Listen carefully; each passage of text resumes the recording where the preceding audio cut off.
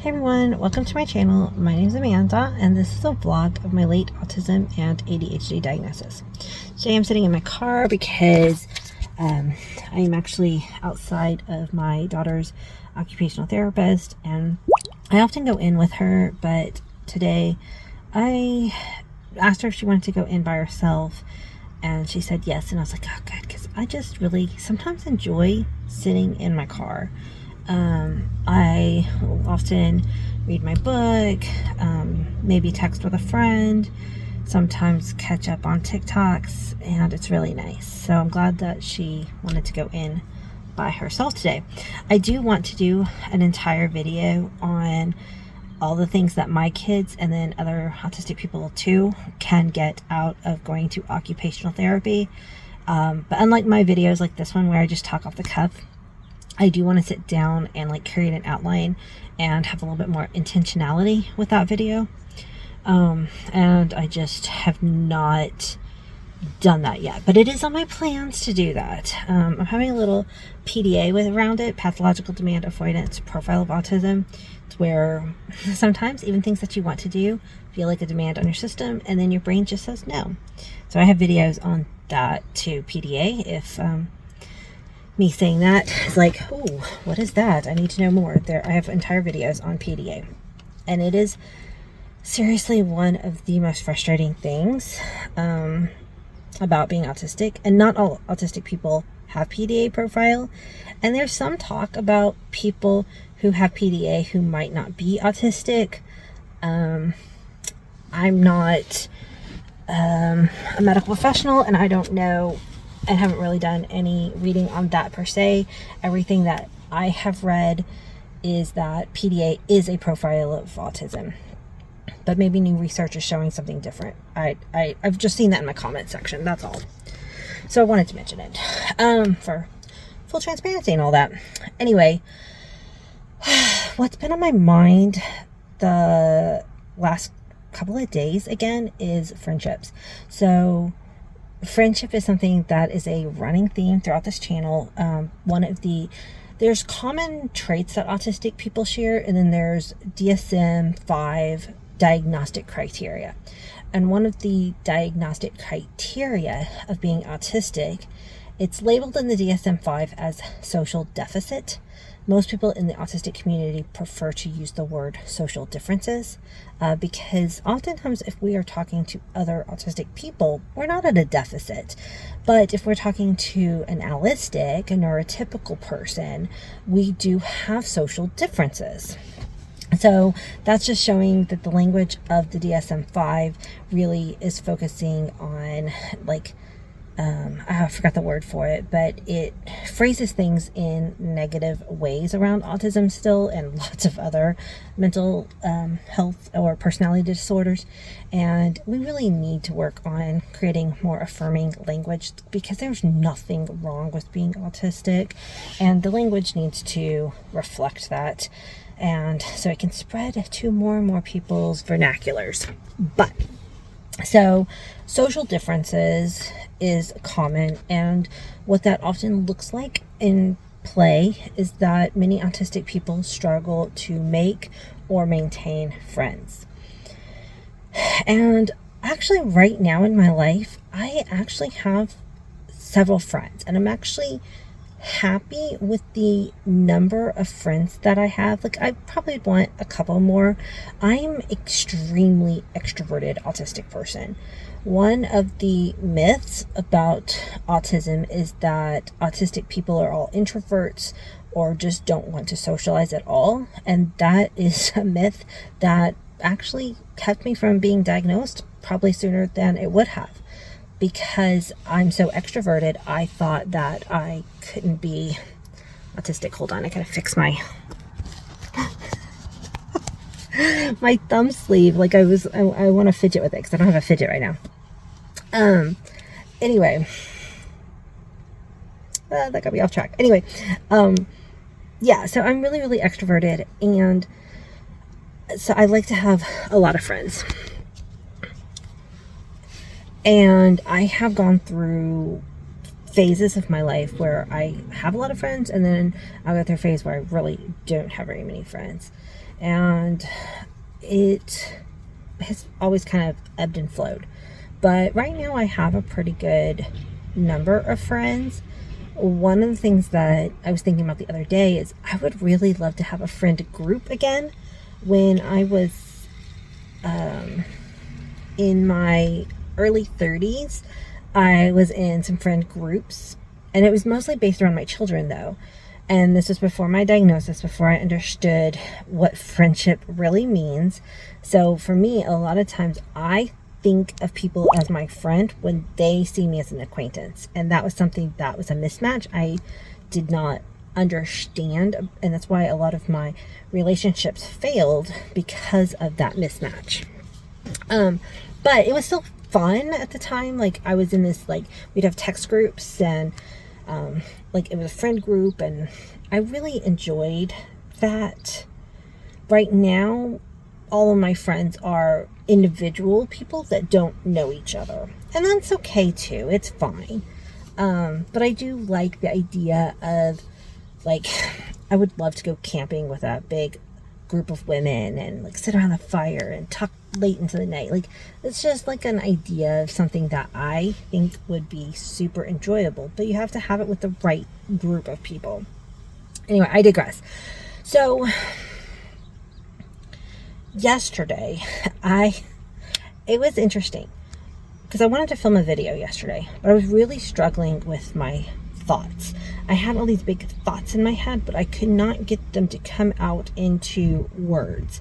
And normally I process better by talking out loud, which is why I started this channel, because I wanted to process my thoughts, and I figured talking out loud in an empty room felt weird, but talking to a camera felt better somehow. And then I'm like, I'll just upload these videos to YouTube. Why not? And that's kind of one of the reasons that my channel started. But yesterday, even trying to talk out loud, like, nothing was coming out right. And so I ended up, like, sitting down and writing, which isn't normally a good way for me to process, but yesterday it worked. And that's interesting because, like, even if sometimes one thing is usually the thing that works for you, it's not always going to work. And having, other tools to fall back on, can be helpful. So I did end up kind of just writing a sort of stream of consciousness, sort of. I'm sorry, I didn't bring a tripod, and so my hand is getting kind of tired. Hold on. I'm going to do some hand stretches. Okay.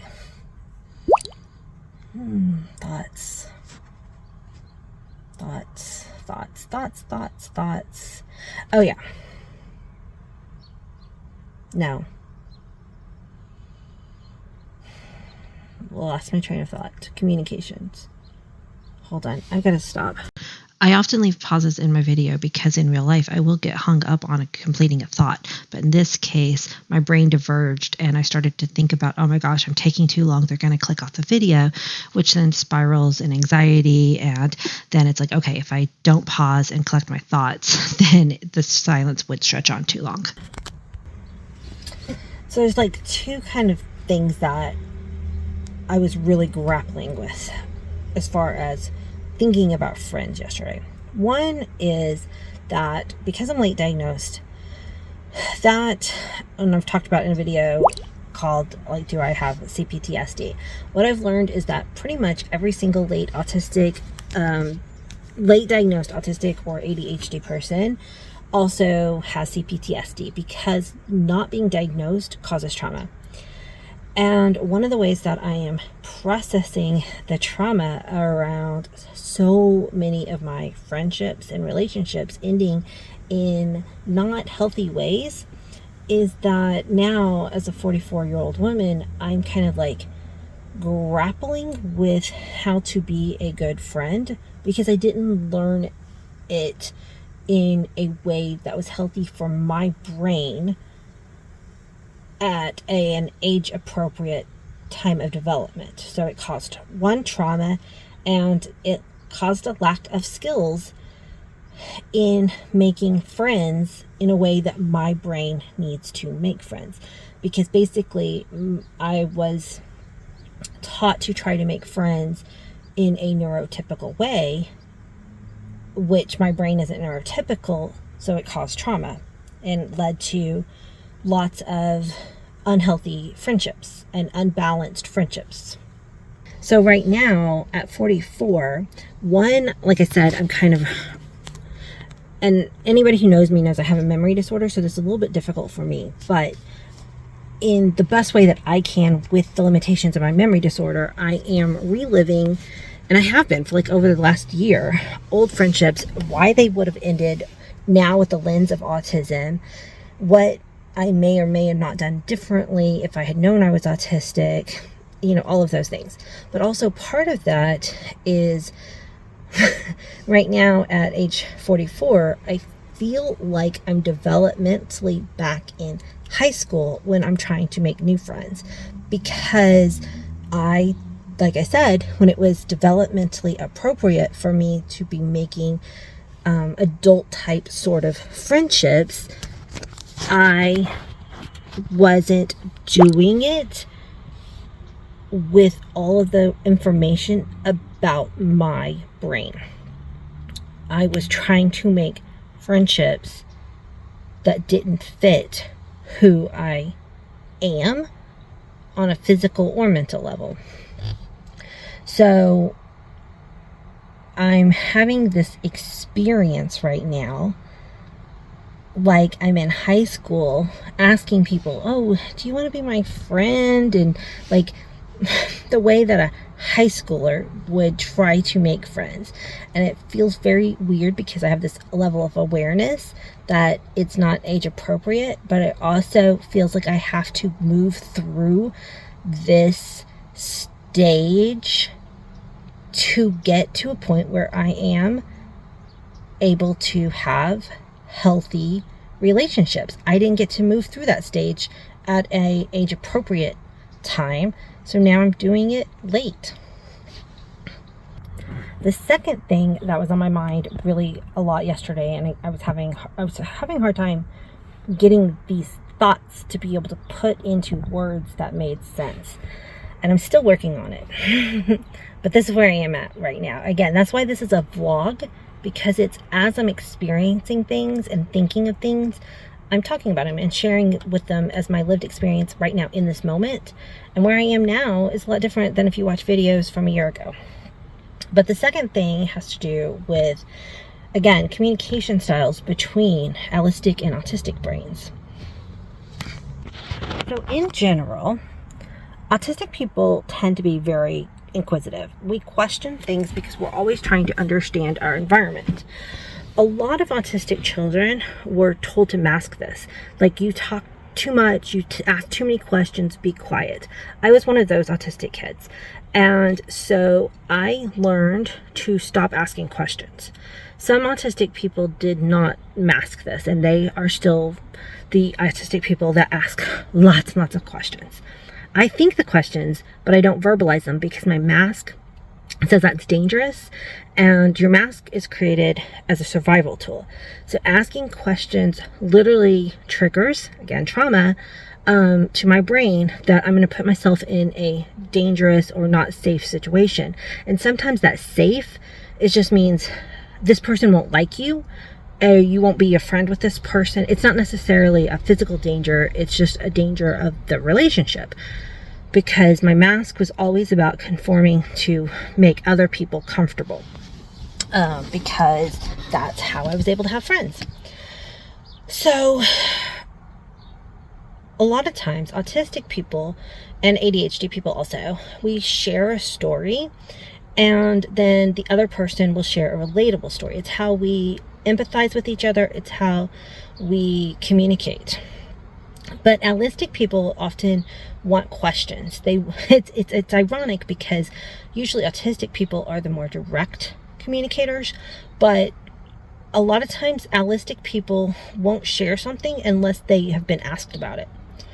So when I am friends with an allistic person, what I did in the past and did not understand what went wrong, and now I do, is I would share something about myself, and to me that was an opening. That was like, hey, I'm sharing this thing Now you share something similar so that we can bond over it.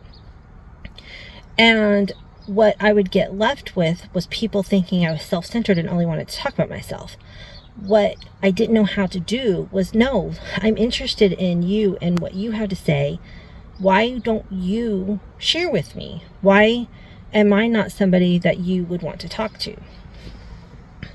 And this is actually only in some situations, because other times I was a very safe person for people to dump on, for their real friends. I would have people come to me to talk about their problems, and then because I'm such an observer of human nature, I could explain to them what they did wrong. It's so weird how you can see other people's things so much better than what's going on with your own self. That's just common. Then they would go off and patch things up with their real friends. Like, I was just their like person that they talk to about their other friends. I don't know. Okay, hold on, I'm getting myself off track. Oh yes, but when I was personally trying to make a friend with somebody, I never ask people direct questions, because to me, asking somebody a direct question is super invasive. Now, I like being asked questions. Not all autistic people like to be asked questions. This is, individual from person to person. I like it when people ask questions because I'm a very open book, and I love to deep dive into my brain and how and why I'm thinking about things and why other people are thinking about things.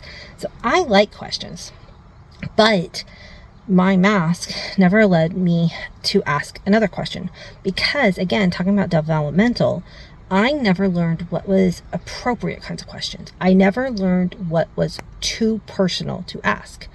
I could not read somebody to discern whether or not they were comfortable with any kinds of questions I was asking.